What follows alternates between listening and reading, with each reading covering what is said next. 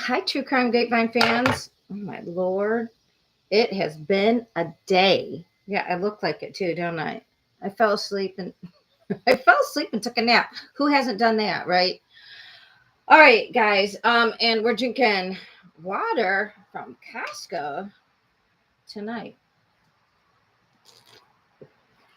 It is Thursday, um, September 7th. I am Patty Lee, the host of the True Crime Grapevine. I'm here to tell you what has happened in the last 24 hours in the true crime world because, as we all know, there's so much crime, not enough time. So I watch all the true crime, keep my ear to the interwebs so I can tell you within half an hour what happened. So we have three updates. Really, one update is about the manhunt that's happening in Pennsylvania. They moved the area of the manhunt a little further east and south, but and they saw him on trail cams. If you don't know, there was a convicted murderer from Chester County, Pennsylvania, who was already convicted of an unaliving of his significant other, stabbed 38 times in front of her kids. Nice guy. Well, this nice guy, and she was a pharmacist, which I'm not sure how she hooked up with this guy who they said doesn't really speak that much English. He's fluent in Portuguese and Spanish. He's from Brazil, came to the U.S. illegally through Puerto Rico, somehow hooked up with this pharmacist and became her boyfriend. And they had some argument, and that's how he chose to handle it. Not a surprise because he was wanted for a 2017 unaliving of somebody who owed him money. So he is 34 years old. He stands 5 foot tall. So maybe he's got a Napoleonic complex. I don't know psychologically, but what I do know is we saw, as we spoke about yesterday, we saw how he put one hand on one side of a wall, his feet on the other, and he Spider-Man'd up this wall onto a roof, through over some razor wire out. Now, that wouldn't have been such a big deal, but the guard tower was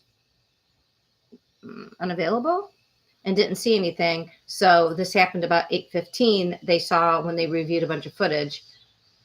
He got out at 9:30, or they reported him at 9:35. So that's a lot of time to get going. He was in this one little neighborhood for all of Labor Day weekend, and then he got out of that perimeter. And he's picked up by breaking into some places some extra clothes, some provisions.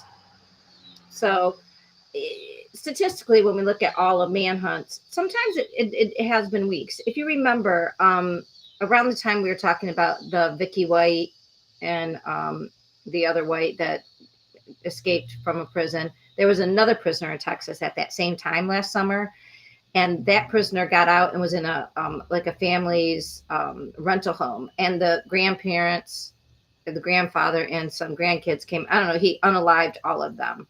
So now that guy was from the area. So this is a little bit different. He seems to be headed south. They think he wants to get to the border, but he is all the way up in Pennsylvania. So if you want, Ickadmel is the channel, and Grizzly True Crime. But right now I know for sure Ickadmel is live.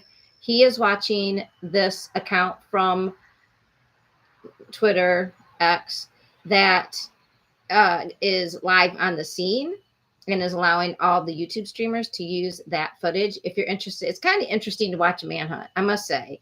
It's almost like car chases, but a little slower, but it's kind of addicting. So Ickadmel, and then Grizzly True Crime, I think, is going live maybe right now.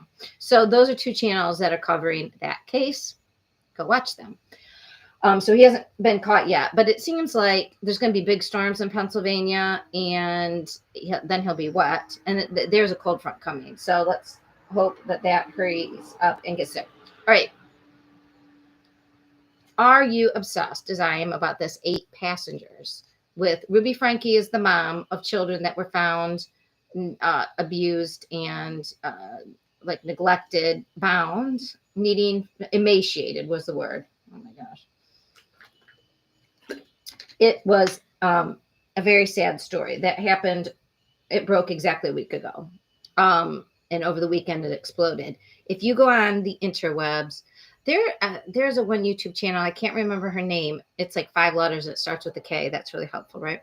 But it's a young lady, and she's gotten a bunch of clips and puts them all together of things that Ruby Franke has said over the years. And I know they're clips, but I took parenting classes in school. As a doctoral student in educational psychology, we took classes on not just child development, but also and child cognition, but also leadership. And one of the major forms of leadership that has been studied in research is parenting. And her authoritarian, and you can think of it, the old-fashioned word that was first used was oh my gosh, like a dictator, oh my gosh. I don't know how nobody knew I wasn't dyslexic when I was little. Like a dictator, that sort of, my way or the highway, you will pay, punitive, think of dictators. That sort of iron hand, iron fist ruling does not have good outcomes. And we know this. And this is also, though, Ruby Franke was already for years exploiting her children, having a camera in their faces for every little infraction, and then she'd make some crazy pronouncement. And who knows if some of that was playing for the cameras and got her more clicks. She had 2.3 million viewers. But it's like that perfect storm of when Lori Vallow met Chad Daybell. And we don't know if those two never would have met. They weren't real stable people on their own, but it was like a perfect storm. And it seems like this Jodi Hillebrand was an amazingly ill person. She held herself out to be a professional mental health person, but really she was running to her bishops with private information. And last night on Hidden True Crime, one of her clients named Adam, who saw her, I believe, when he was a kid, but she took private information from him being abused as a Boy Scout. And I'm sure we've all heard of those incidents. And then took that private information and showed it to people and said, like, oh, he's and like said, I'm not even going to repeat. It's so sick what she did and how she twisted his concerns as an abuse victim, how she twisted them to make it look like he was going to be a perpetrator. She is a sick individual. Allegedly, in my opinion, I'm the least of to be worried about what she's going to do, because she is in big trouble, you guys. Frankie Ruby is going to lose her kids, but this Jodi Hillebrand, who was charging people again, easy for me to say, large amounts of money to do leadership, and people in my field try to do this too, like have consultant firms, and I'll come show you how to be a good leader. And there is research on it, but you don't just go from being a psychologist to being a leadership specialist. It's its own specialty. And especially when you have a bent that is I would say she should be evaluated. Personally, I feel like she should be evaluated for mental illness, because what she felt she was able to be doing, and she violated all kinds of ethics. So last night, Mormon Stories also had therapists from the area that were Mormon as well, but upheld the American, I don't know if it's APA, the whatever governing body for mental health providers. And it doesn't always align with everything the Mormon Church says, but in the end, if you're going for mental health, you go with your professional standards. You do not go with your personal views on what God would want. I mean, that's for church, and that is fine. And if you're getting counseling through your church, that's one thing. But when someone has been a certified health counselor through an organization that has ethics, you sign up for that. So, man, Jodi Hillebrand, go watch the Mormon Stories podcast and go watch the Hidden True Crime. If you can stomach it, it is very difficult to listen to this victim He doesn't show his face. It's just his voice talking. And I think Dr. John Matthias is also on the call with Lauren. Lauren's the broadcaster, journalist, and Dr. Matthias is an actual psychologist. So he's got some support in his explanations and somebody to listen to him that's supportive. But he's like, I need to tell this story. I would go listen to that. And there will be more. This is gonna blow up. We're lucky that they didn't find two unalived children in that basement the way this was going. It was feeling very much like, these kids they have evil in them. Basically need to beat the evil out of them. They're entitled because they were happy. I don't know. It's very strange. All right, that's the 8 passengers update. And then there's a very small Kohlberger update, which is there's filings flying back and forth about the defense still wants the process by which Brian Kohlberger was ID'd.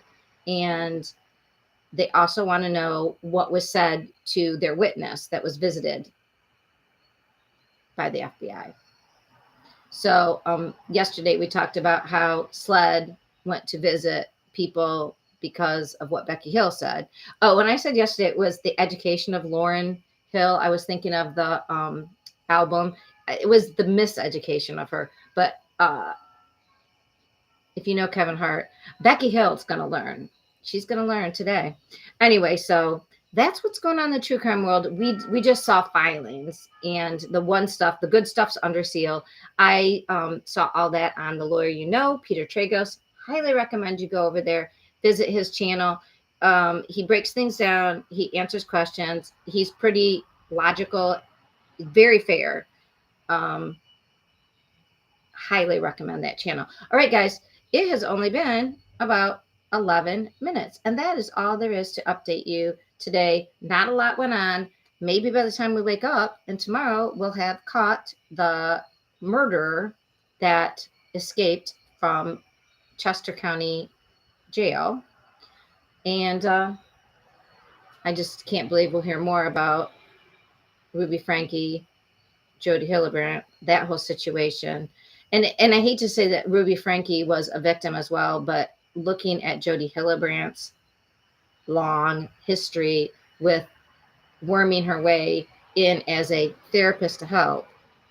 And the funny thing is, it's that weird doublespeak, because she on her channel talks about how you have to be careful about going to secular therapists because of what they can teach your kids.